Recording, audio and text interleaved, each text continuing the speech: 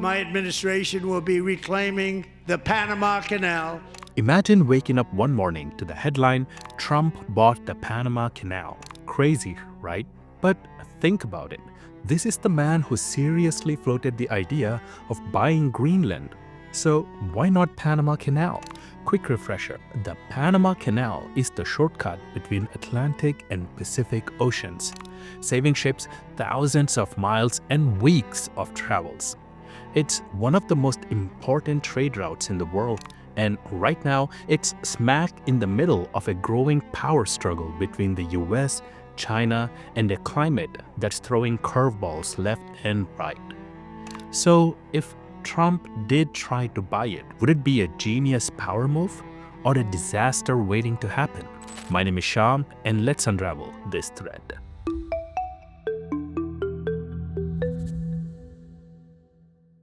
Here's the thing.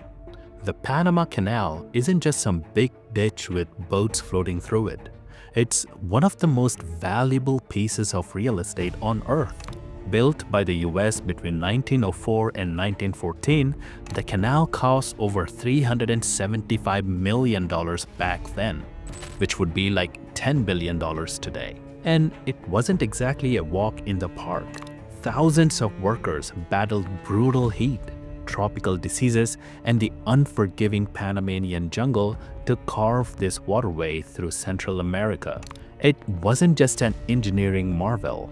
It was a flex, a giant symbol of American power. And for nearly a century, the US treated it like a trophy. We ran it, we controlled it, we benefited from it.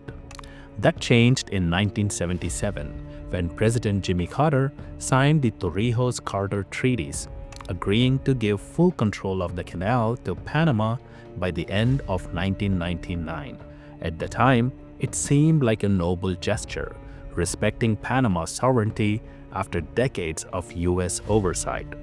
Fast forward to today, though, some folks in Washington are kicking themselves, wondering if we basically handed over a golden lottery ticket.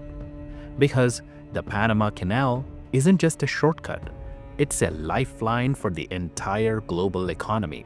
Every year, about 6% of all global trade, roughly $270 billion worth of cargo, sails through that skinny strip of water. We're talking about everything from oil to electronics to food. Without the canal, ships would have to go all the way around South America's Cape Horn, adding about 8,000 extra miles and tons of extra costs. It's not just about saving money either, it's about military power. For the US Navy, the canal is like a secret backdoor, allowing warships to jump between oceans in record time if trouble brews. China? Not so lucky. Their navy is mostly parked in the Pacific. Getting to Atlantic is a slow, messy trip. In a crisis, whoever has easier access to the canal holds a huge strategic advantage. And here's where things get dicey. Today, Chinese companies have pretty big presence at both ends of the canal. Chinese firms operate the major ports in Cologne and Balboa. Huawei built out 5G networks across Panama. Belt and Road Initiative loans are quietly stacking up. In other words, the US might have built the canal, but China is cozying up to it big time. It begs the question, if something goes wrong, does America even have guaranteed access anymore? Or did we just quietly lose control of one of the most important choke points? That's why the canal matters, now more than ever. It's not just water, it's a $270 billion artery, a chess piece in the US-China rivalry, and maybe a power move Trump would love to make. If there is one thing we know about Trump, it's this. He loves a bold deal. Back in 2019, he literally floated the idea of buying Greenland from Denmark. Greenland, a frozen tundra, covered mostly in ice. Denmark laughed. The world laughed. Trump, he moved on to the next big idea. We've covered this in detail in one of our earlier videos. So honestly, if buying Greenland seems logical to him, snapping up Panama Canal would probably sound like a no-brainer. For Trump, deals weren't just business, they were national strategy. America First wasn't just a catchy slogan, it was how he viewed the world. And what fits better with that worldview than taking back something the US built, paid for, and ran for decades? Treaty? What treaty? This is the same guy who pressured NATO allies to pay more, tore up trade deals, and started trade wars with China and Europe. In Trump's world, if a deal doesn't scream America wins, it's a bad deal. And bad deals are meant to be renegotiated or thrown out. Now, would Trump literally walk up with a giant check and try to buy the Panama Canal? Probably not. But floating the idea, making noise about it, creating pressure, absolutely. He has done it before.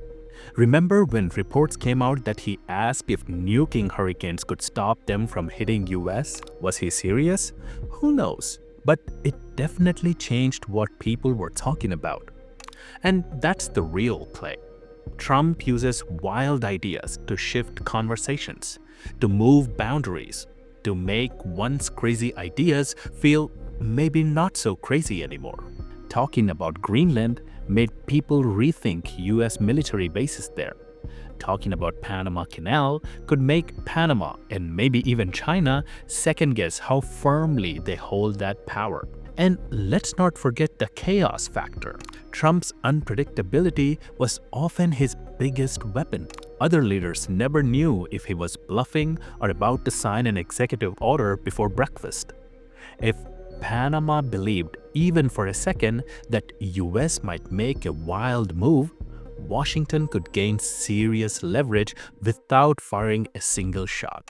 Of course, actually taking control would be messy. Panama's sovereignty is protected by international law. China's investments are locked in tight.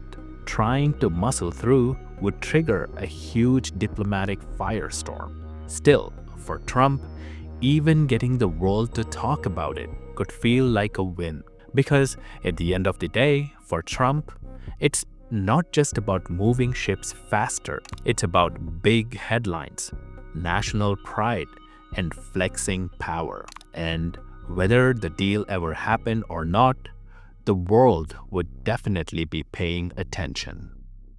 By the way, if you're enjoying this breakdown of wild geopolitical power moves, make sure to hit that subscribe button. There's a lot more where this came from. Now, back to the story. Okay, so Trump somehow makes the Panama Canal great again. But there's a catch. It's not political, it's not military. It's Mother Nature. Here's the problem. The Panama Canal is running low on one of its most important ingredients, water. In 2023, a brutal drought hit Panama. We're talking about crippling water shortages. Canal authorities had to cut ship traffic by 40%. That's like shutting down half of a highway during rush hour. Ships were forced to lighten their loads, wait days to cross, or take the long way around. The result? A $200 million in lost revenue, just like that. Running the Panama Canal without enough water is like owning a Ferrari with no gas. Looks great, sounds cool, but you're not going anywhere. And here's the deal. While the canal is struggling, China is already plotting Plan B. They're throwing billions into developing Arctic shipping routes. Yeah, the Arctic. Thanks to the rising global temperatures, ice that once made Arctic impossible to sail through is melting fast. Scientists predict that by 2035, parts of Arctic could be ice-free in summer, meaning ships could sail from Asia to Europe faster, cheaper, and without ever needing Panama. China's even branding it as the Polar Silk Road, building new ports and a fleet of icebreaker ships to capitalize on it. So, if you are a shipping giant deciding between a drought-stricken Panama and a fast lane through Arctic, what would you pick? Exactly. Panama isn't blind to this. They've launched a $2 billion mega project to build a new dam and create a backup water source. It's basically the canal's version of a life support system.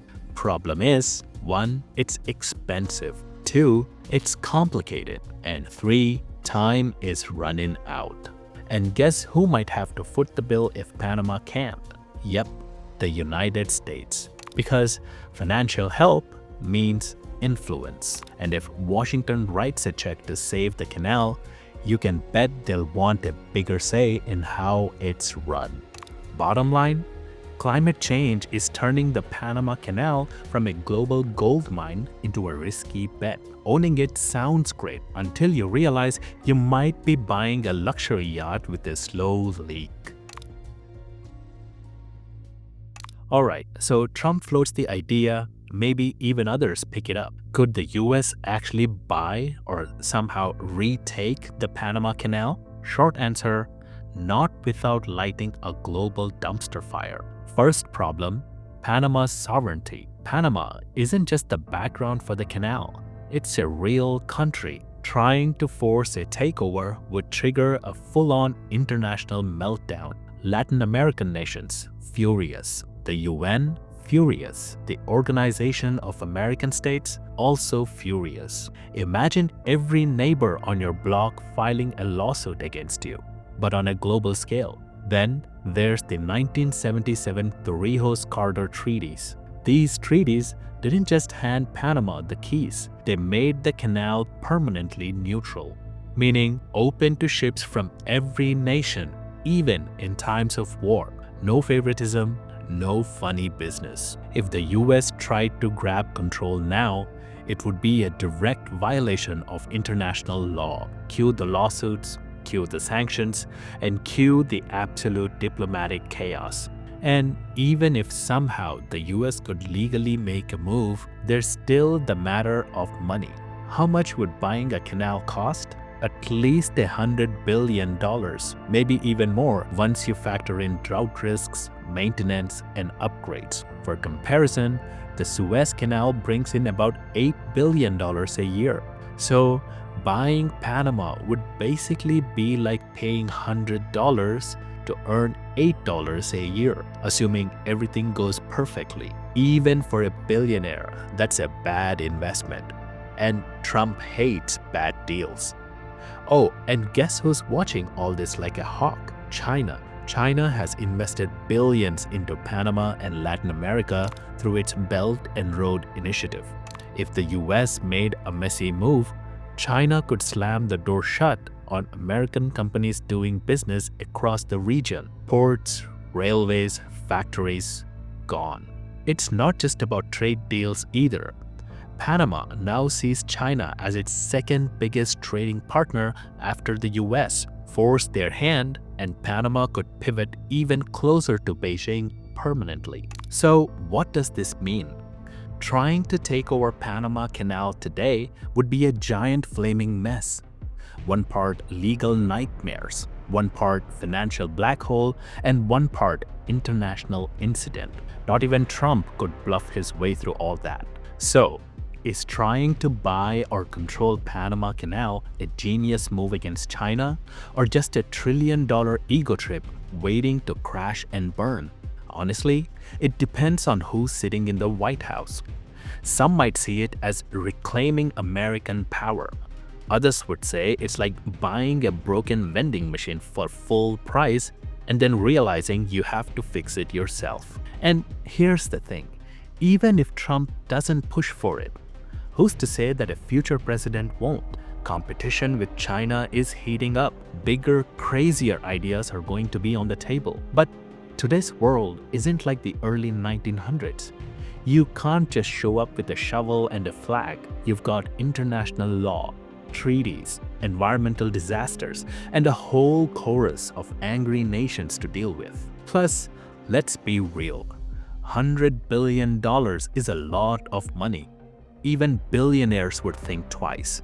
At the end of the day, whether it's Trump, Biden, or someone we haven't even heard of yet, one thing is crystal clear: the battle for global influence, it's just getting started. If you want more global stories like this, don't forget to subscribe. And if you're hungry for more, check out this next video.